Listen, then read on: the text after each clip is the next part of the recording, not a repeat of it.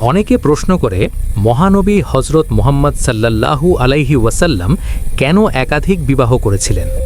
ইসলামের শুরুর সময় বহু নারী যুদ্ধ ও নির্যাতনের কারণে স্বামীহারা হয়েছিলেন।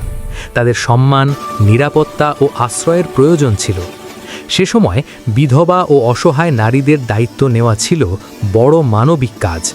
মহানবী সাল্লাল্লাহু আলাইহি ওয়াসাল্লাম নিজেই সেই দায়িত্ব গ্রহণ করেন। কিছু বিবাহের মাধ্যমে বিভিন্ন গোত্রের মধ্যে শত্রুতা শেষ হয়, স্থাপিত হয় শান্তি ও ঐক্য। নবী সাল্লাল্লাহু আলাইহি ওয়াসাল্লামের স্ত্রীগণ ছিলেন উম্মাহাতুল মুমিনিন। তাদের মাধ্যমে নারীদের জন্য ইসলামের বহু গুরুত্বপূর্ণ বিধান উম্মতের কাছে পৌঁছে যায়।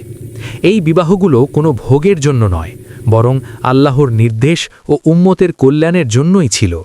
এটাই মহানবী সাল্লাল্লাহু আলাইহি ওয়াসাল্লামের চরিত্র, ত্যাগ, দায়িত্ব ও মানবতার সর্বোচ্চ উদাহরণ। আল্লাহুম্মা সাল্লি আলা মুহাম্মদ সাল্লাল্লাহু আলাইহি ওয়াসাল্লাম।